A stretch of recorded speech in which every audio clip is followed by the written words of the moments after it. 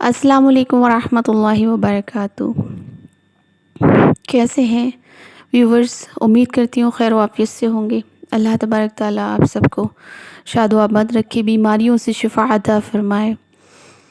آج ہم بات کریں گے ڈراونے خواب پر، کہ اگر ہمیں ڈراونے خواب آئیں تو ہمیں کیا کرنا چاہیے۔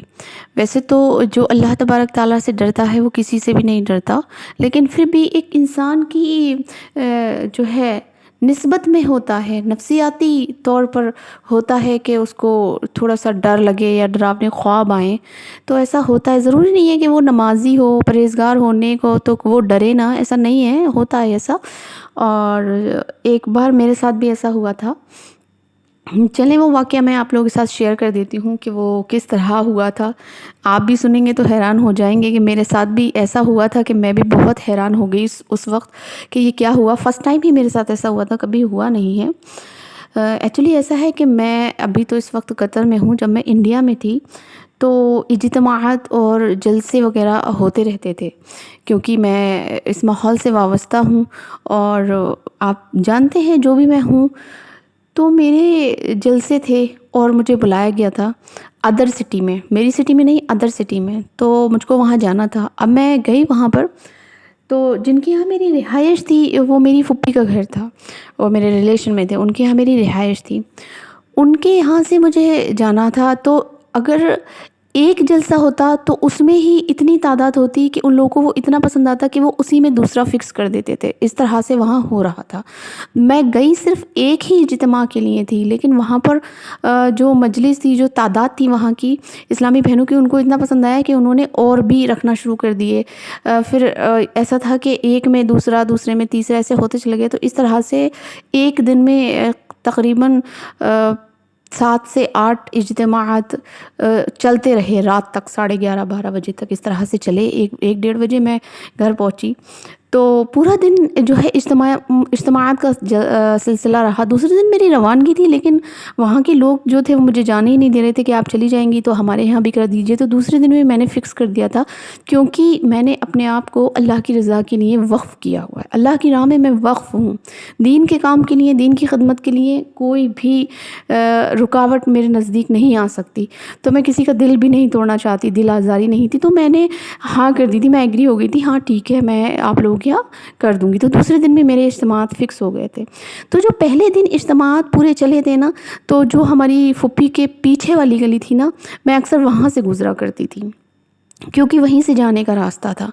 تو اس پیچھے والی گلی میں مجھ کو جب میں وہاں سے نکلا کرتی تھی تو مجھ کو لوگ اشارہ دیا کرتے تھے کہ جب آپ یہاں سے گزرا کریں نا تو تھوڑا احتیاط رکھا کریں۔ میں کہتی تھی کیسی باتیں کرتے ہیں آپ لوگ، کیسی احتیاط؟ یہ کوئی احتیاط نہیں ہوتی، میں تو ویسے بھی درود پاک پڑھتی رہتی ہوں، فرشتوں کا نزول رہتا ہے اور اللہ تبارک تعالیٰ کی رحمت برستی رہتی ہے۔ میں تو جہاں بھی جاتی ہوں درود پاک کا ورد رہتا ہے، ایسا کچھ نہیں ہے، آپ لوگوں کا وہم ہے یہ۔ تو اس طرح سے میں ان سے کہہ دیا کرتی تھی، لیکن پھر بھی مجھے سبھی لوگ کہتے تھے کہ آپ احتیاط کرا کریں، کتنا نکلتی ہیں آپ اس گلی سے؟ مطلب جس اجتماع پاک میں جس جلسے میں جانا ہوتا تھا تو میں اسی گلی سے نکلتی تھی۔ میں ہی نہیں، میرے ساتھ اور بھی جو عالمائیں تھیں اور جو میرے ساتھ گئی تھی اسلامی بہنیں، وہ بھی ساری لیڈیز وہیں سے نکلتی تھیں۔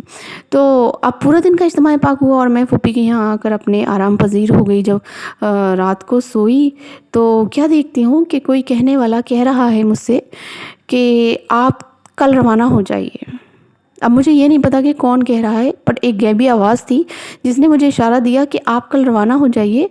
آپ کوئی بھی اجتماع پاک یا کچھ بھی، مطلب آپ یہاں مت رکیے۔ ایک اشارہ یہ تھا کہ آپ یہاں مت رکیے، آپ کا رہنا یہاں بالکل مفید نہیں ہے۔ تو جب میں صبح اٹھی فجر کے لیے، میں نے سوچا تھوڑی دیر بیٹھ کے کہ میں نے کیا ہی خواب دیکھا اور کون تھا یہ کہنے والا جو مجھ سے کہہ رہا تھا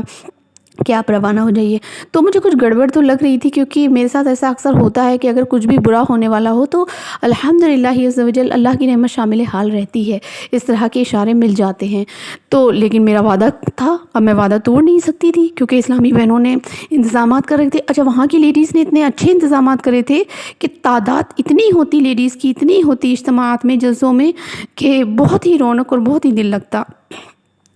لہٰذا میں نے اس خواب کو اگنور کیا اور اگلے دن میں نے جلسہ جو تھا وہ فکس ہوا تھا۔ ناشتہ کر کے، نماز پڑھ کے، اشراق چاشت کی نماز وغیرہ پڑھ کر اور تیار ہو کر، پھر جب میں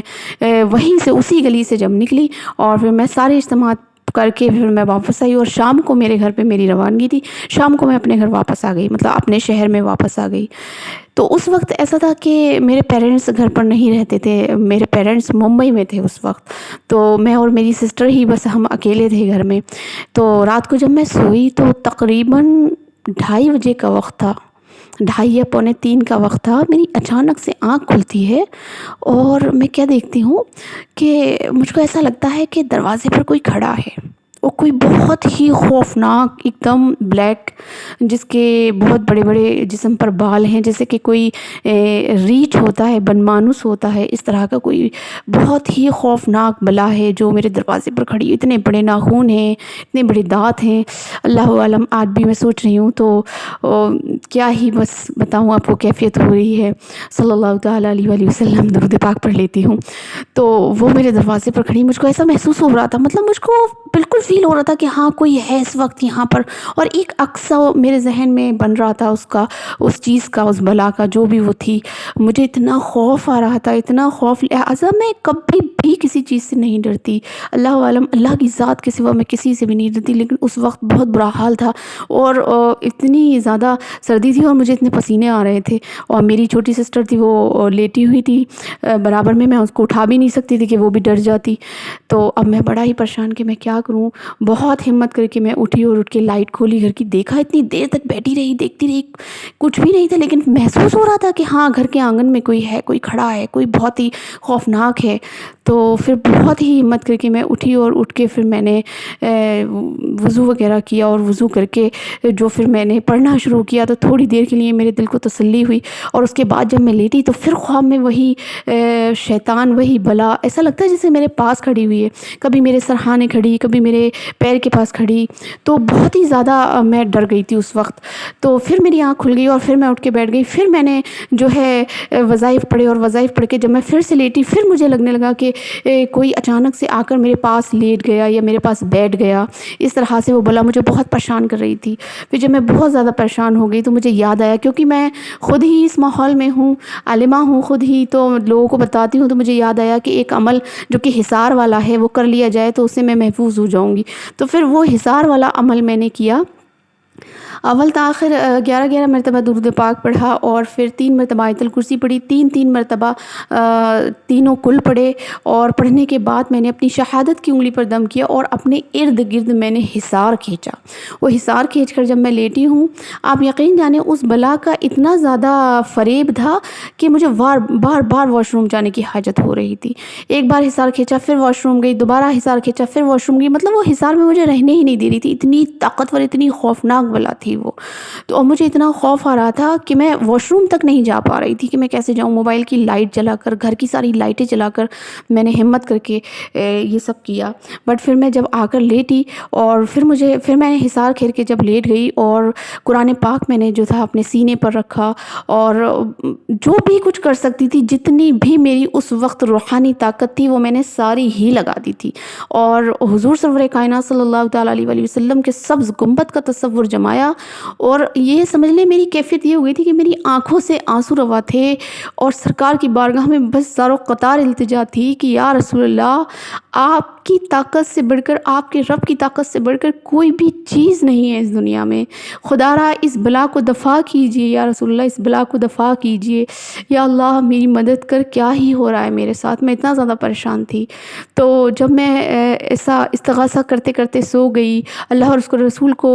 اور ولیوں کو اور نبیوں کو یاد کرتے کرتے جب سو گئی، الحمدللہ جیسے ہی سوئی تو قریباً 3:30 پونے 4 بجے کا وقت تھا، اذان ہو رہی تھی، اس وقت تھوڑی تھوڑی بھینی بھینی آواز سی میرے کانوں میں آ رہی تھی، تھوڑی آنکھیں میری کھلی ہوئی تھی، تو میں کیا دیکھتی ہوں کہ کوئی کہنے والا مجھ سے کہہ رہا ہے کہ ہم نے تمہیں بچا لیا ہے، کہہ رہا ہے کہ ہم نے تمہیں بچا لیا ہے، وہ بہت خوفناک بلا تھی جو تم پر مسلط تھی، اور تمہارے ساتھ وہاں سے لگ کر آئی تھی، مجھے جگہ بھی دکھائی گئی کہاں سے لگ کر آئی تھی، وہاں سے لگ کر آئی تھی، لیکن الحمدللہ ہم نے تمہیں بچا لیا ہے، اب تم بالکل محفوظ ہو۔ جب میری صبح آنکھ کھلی، میں نے چین کی سانس لی، اور شکرانے کے نفل پڑھے، اور اپنے رب کا شکر کیا کہ اللہ تو کتنا بڑا غفور رحیم ہے، بے شک اس کی رحمت بہت بڑی ہے۔ اور ویڈیو کافی کافی لمبی ہو چکی ہے کیونکہ واقعہ بہت لمبا تھا، تو اپنی بات کو یہیں ختم کرتی ہوں۔ لہٰذا میں بھی آپ لوگوں کو ایک وظیفہ بتاتی ہوں، اگر آپ لوگوں کو ڈراونے خواب آتے ہوں تو 21 مرتبہ یا متکبرو، یہ اللہ تبارک تعالیٰ کا اسم گرامی ہے، یہ پڑھ لیا کریں، انشاءاللہ آپ کو ڈراونے خواب نہیں آئیں گے۔ اور الحمدللہ جو حصار والا میں نے آپ کو بتایا طریقہ کار، یہ اگر آپ کر لیں گے نا تو بالکل ہی محفوظ ہو جائیں گے، کیونکہ یہ میرا آزمایا ہوا عمل ہے۔ اللہ تبارک تعالیٰ ہم سب کو شیطانوں سے، جناتوں سے اور انسانوں کے بھی شر سے محفوظ و مامون فرمائے، آمین بجاہ النبی الامین۔ السلام علیکم ورحمۃ اللہ وبرکاتہ۔